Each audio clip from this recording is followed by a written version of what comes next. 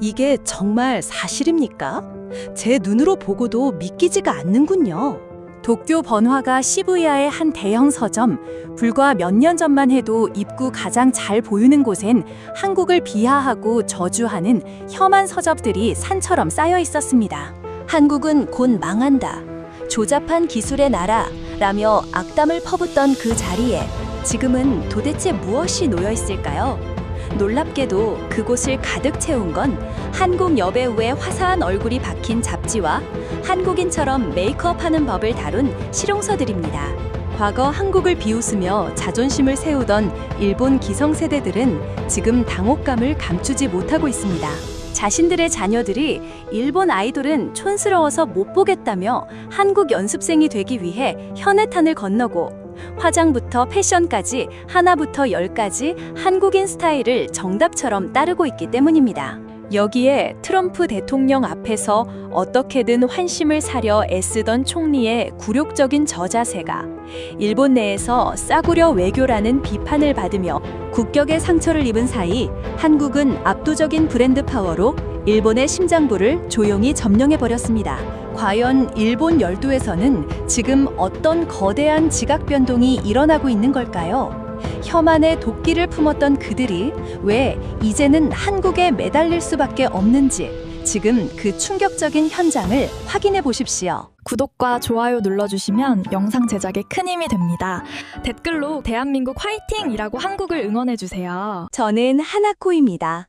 도쿄의 유행이 시작되고 끝난다는 이곳 시부야에서 작은 화장품 매장을 운영한 지도 벌써 15년이 다 되어가는군요. 요즘 제 매장 앞에 펼쳐지는 광경을 보고 있으면 정말 세상이 뒤집혔다는 말을 뼈저리게 실감합니다. 아침마다 문도 열기 전부터 젊은 여자애들이 줄을 길게 서서 기다리는 건 이제 일상이 되었거든요. 그 아이들이 손에 쥐고 있는 건 잡지가 아니라 전부 스마트폰입니다. 화면 속에는 한국 아이돌의 반짝이는 눈화장과 립스틱 색상이 띄워져 있죠. 이거랑 똑같은 한국 제품 어디 있어요?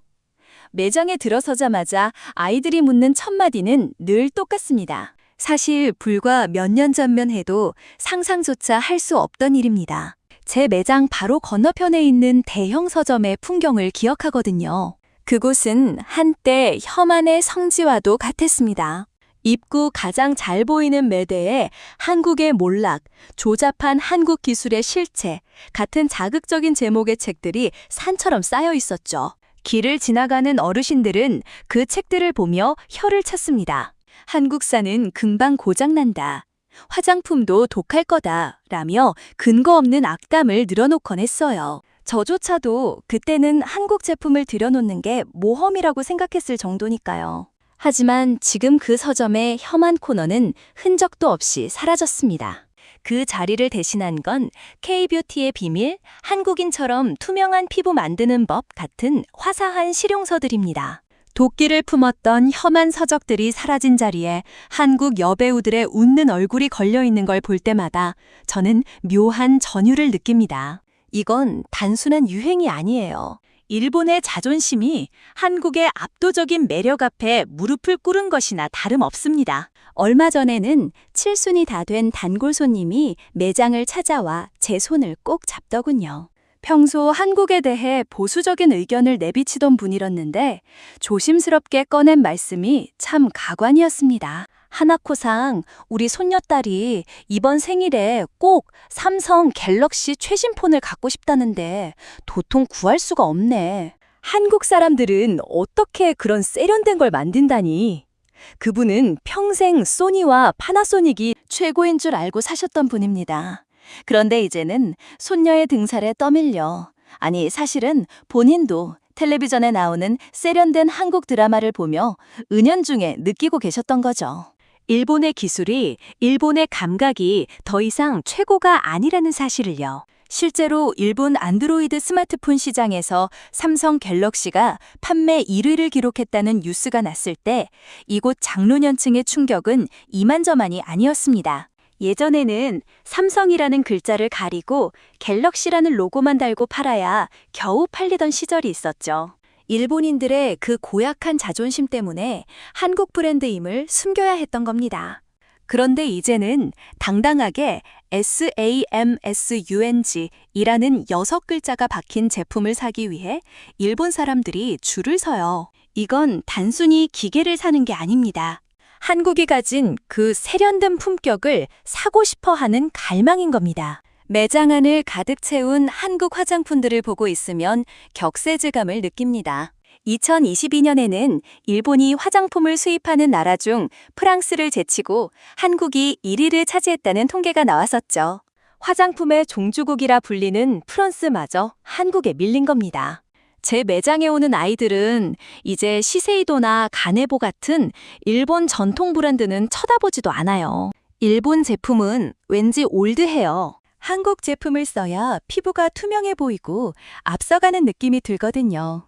아이들의 이 한마디가 일본 기성세대들에게는 그 어떤 욕설보다 아프게 꽂힙니다. 기성세대들은 여전히 TV 앞에 모여 앉아 한국의 단점을 찾아내려 애를 씁니다. 한국은 사기꾼이 많다더라, 다혈질이라 위험하다더라 같은 해묵은 이야기들로 위안을 삼죠. 하지만 그들이 비난하는 그 순간에도 그들의 자녀들은 한국 음식을 먹고 한국 노래를 들으며 한국인처럼 살고 싶어 합니다. 일본의 방송사들이 시청률을 위해 여전히 한국을 비판하는 기사를 쏟아내지만 정작 시장의 돈은 전부 한국으로 흐르고 있습니다. 이건 거스를 수 없는 흐름입니다. 한때 우리는 한국을 가르쳐야 할 대상으로 여겼습니다. 하지만 지금은 어떤가요? 오히려 우리가 한국을 배우러 가야 할 처지가 되었습니다.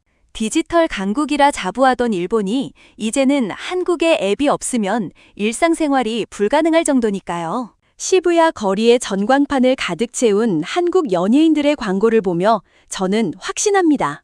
일본을 지탱하던 그 오만했던 껍데기가 이제 막 깨지기 시작했다는 것을요. 그리고 그 빈틈을 이미 한국의 거대한 파도가 집어삼키고 있다는 사실을 말입니다.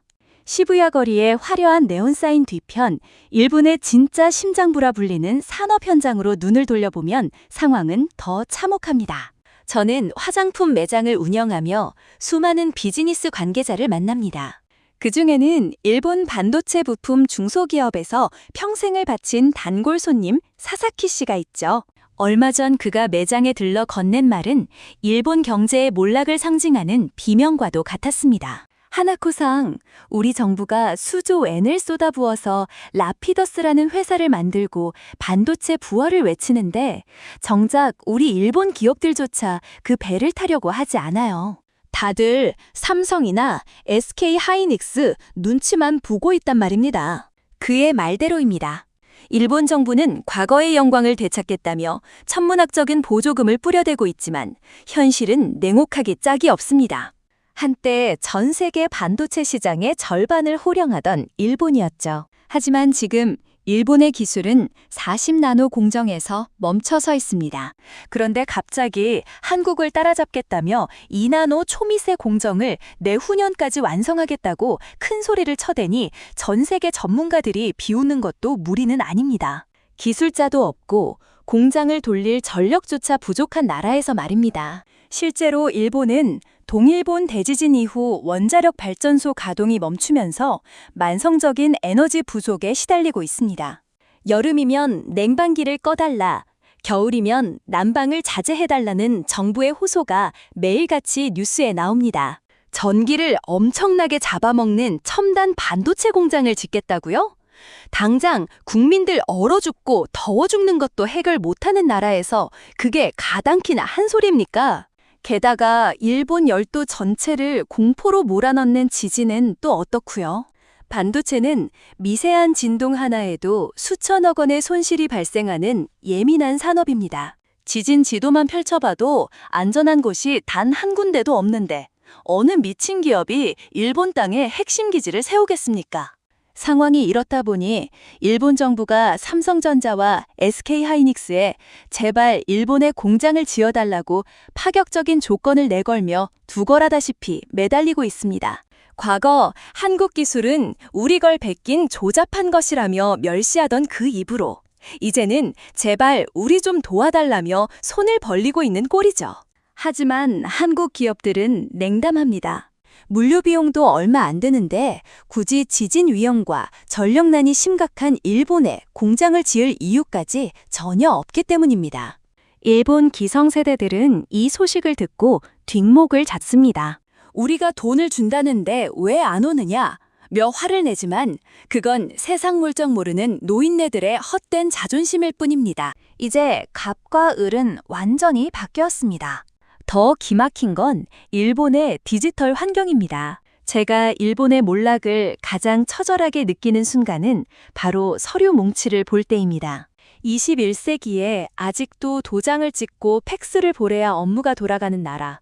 이게 바로 지금 일본의 현주소입니다. 코로나 시절 한국이 앱 하나로 백신 예약을 하고 확진자 동선을 파악할 때 일본은 어땠습니까? 종이장부에 일일이 손으로 적고 팩스로 보고하느라 행정 시스템이 마비됐습니다. 디지털 전환에서 완전히 낙오된 겁니다. 한국을 배우러 가자는 목소리가 나오면 혀만에 찌든 노인들은 그 시끄러운 나라에 배울 게 뭐가 있냐며 소리를 지릅니다. 하지만 정작 본인들의 연금 수령 통지서가 늦게 배달되는 이유는 그들이 그토록 무시하던 디지털 기술이 없기 때문이라는 사실은 죽어도 인정하지 않더라고요. 제 매장 뒤편 창고에는 아직도 일본산 가전제품들이 몇 개 남아 있습니다. 예전에는 일제라면 전 세계가 알아줬죠. 하지만 지금은 어떻습니까? 세탁기, 냉장고, TV까지. 이제 일본 가전은 한국의 LG나 삼성 제품에 비하면 촌스러운 구시대 유물 취급을 받습니다. 디자인은 투박하고 기능은 뒤처지는데 가격만 비싸니 실리적인 일본 젊은 세대가 한국 제품을 선택하는 건 당연한 수순입니다.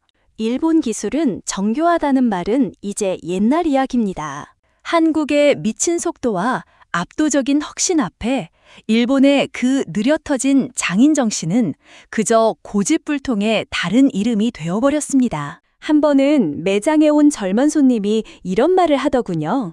우리 아빠는 아직도 소니가 최고인 줄 알아요. 그런데 아빠가 쓰는 소니폰 안에 들어가는 핵심 부품이 다 한국산이라는 걸 알면 기절하시겠죠?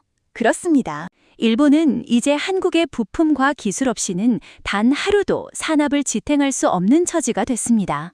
겉으로는 한국을 비난하면서 속으로는 한국 기술을 수입해 연명하는 이 기괴한 이중성. 혐한이라는 가면 뒤에 숨겨진 일본의 초라한 민낯을 볼 때마다 저는 서글픔보다 분노가 치밉니다. 왜 진작 한국의 발전을 인정하고 함께 발맞추지 못했을까요? 거짓으로 세운 자존심의 성벽은 이제 밑바닥부터 무너져 내리고 있습니다. 일본 정부가 아무리 보조금을 쏟아붓고 언론이 한국을 깎아내려도 이미 벌어진 격차는 좁혀질 기미가 보이지 않습니다. 이제 일본인들이 마주해야 할 진짜 공포는 지진이 아닙니다. 바로 한국이 저 멀리 앞서가고 있는데 우리는 신발끈조차 묶지 못하고 제자리에 멈춰서 있다는 그 잔인한 현실입니다. 혐한 서적을 보며 자위하던 그 안일함이 결국 일본이라는 거대한 배를 침몰시키고 있는 겁니다. 일본의 산업 현장에서 터져나오는 비명이 단순히 경제적인 문제에 그쳤다면 차라리 나았을지도 모릅니다. 하지만 그 붕괴의 전조는 이제 일본의 국격이라 믿어왔던 외교와 국방의 영역까지 무섭게 파고들고 있습니다. 이막에서 사사키 씨가 한탄했던 기술의 종말은 시작에 불과했습니다. 진짜 충격은 일본인들이 신성 불가침의 영역이라 믿었던 미국과의 관계, 그리고 그 틈을 비집고 들어온 한국의 압도적인 위상을 확인하는 순간 찾아왔습니다. 얼마 전 있었던 미일 정상회담은 우리 일본인들에게 씻을 수 없는 굴욕을 안겨주었습니다. 텔레비전 화면 속 우리 총리의 모습은 처참했습니다. 어떻게든 트럼프 대통령의 눈에 들어보려 애를 쓰며 그가 좋아하는 음악에 맞춰 어색하게 몸을 흔들고 저자세를 취하는 모습은 일본 내에서도 차마 눈뜨고 못 보겠다는 탄식을 자아냈습니다. 오직 미국에 매달려야만 생존할 수 있다는 그 덜박함이 국격이라는 자존심마저 내팽개치게 만든 겁니다. 하지만 그런 노력에도 불구하고 돌아온 건 따뜻한 환대가 아닌 차가운 비수였습니다.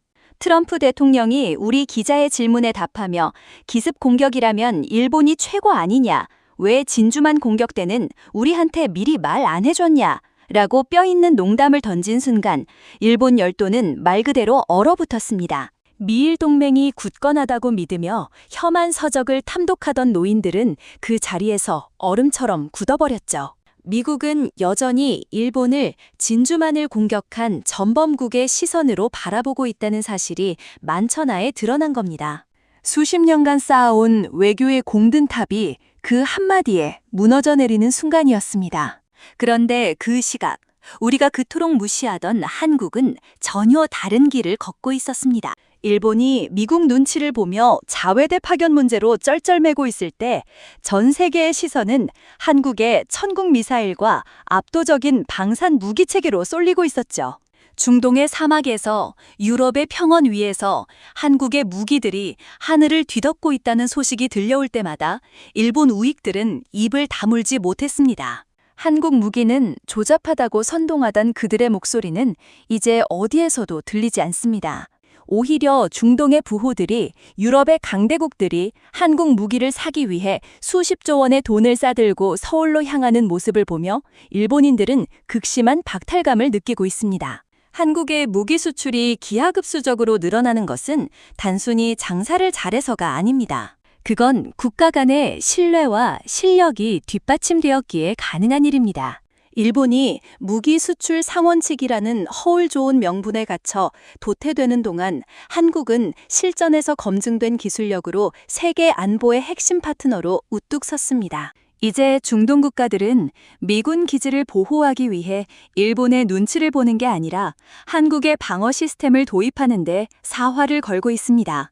일본이 할 수 있는 건 그저 뒤에서 지켜보며 우리가 무기를 팔 수 있었다면 하고 뒤늦은 후회만 하는 것뿐입니다. 더욱 배가 아픈 건 한국의 이런 외교적 위상이 일본의 안보에도 지대한 영향을 미치고 있다는 사실입니다. 일본이 호르무즈 해협의 위기 앞에서 아무것도 못하고 발만 동동 구를 때 한국은 독자적인 군사 네트워크를 통해 자국민을 보호하고 동맹국들을 지원합니다. 혐한에 찌든 일본의 장노년층은 한국 덕분에 우리도 혜택을 본 것 아니냐는 비아냥 섞인 여론을 접할 때마다 얼굴이 불그락불락 변합니다. 평생 아래로만 내려다보던 한국이 이제는 일본의 안보를 간접적으로 책임지는 수준까지 올라왔으니 그 자존심 강한 노인들이 제정신이겠습니까? 최근 전 세계 학습 언어 순위에서 한글이 중국어를 제치고 6위에 올랐다는 소식은 결정타였습니다. 과거 일본 정부는 일본어를 세계 공용어로 만들기 위해 수십 년간 막대한 예산을 쏟아부었지만 결국 실패했습니다. 그런데 한국은 정부가 떠밀지 않아도 전 세계 젊은이들이 스스로 한글을 배우고 한국 노래를 따라 부릅니다. 문화가 힘이고 그 힘이 곧 외교력으로 이어지는 21세기의 전쟁에서 일본은 한국에 완패한 겁니다. 제가 운영하는 매장에서도 그 위상을 실감합니다. 외국인 관광객들이 도쿄에 와서 굳이 한국 화장품을 찾으며 한국에 가면 더 많은 종류가 있겠죠? 라고 묻습니다. 일본은 이제 한국으로 가기 위한 경유지 정도로 전락하고 있는 건 아닌지 두려워질 때가 많습니다. 일본의 기술도 외교도 문화도 이제는 한국이라는 거대한 산에 가려 보이지 않게 된 것입니다. 저는 확신합니다.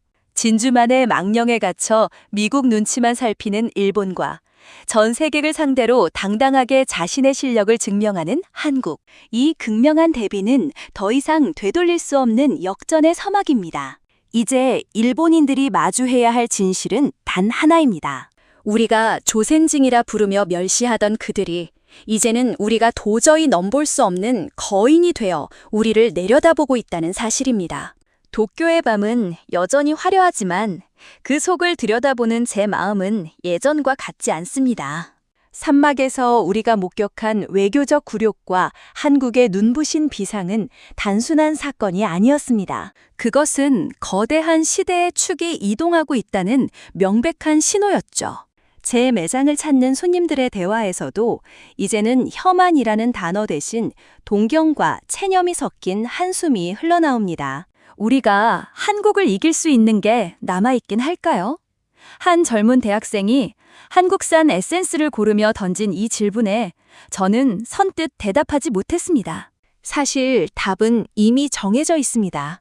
혐한 서적이 산처럼 쌓여있던 그 서점의 매대는 이제 한국식 경영, 한국의 교육 시스템을 분석하는 서적들로 채워지고 있습니다. 과거에는 한국을 비난해야 책이 팔렸다면 이제는 한국을 배우지 않으면 살아남을 수 없다는 공포가 일본 지식인 사회를 지배하고 있는 겁니다. 10년 전만 해도 한국은 곧 망한다고 예언하던 그 수많은 일본 전문가들이 지금은 어디로 갔을까요? 그들은 이제 TV에 나와 일본은 한국의 역동성을 배워야 한다며 낯뜨거운 반성문을 쓰고 있습니다. 결정적인 변화는 세대의 교체에서 옵니다. 한국을 비하하며 자존심을 세우던 장로년층은 하나둘 역사의 뒤안길로 사라지고 있습니다.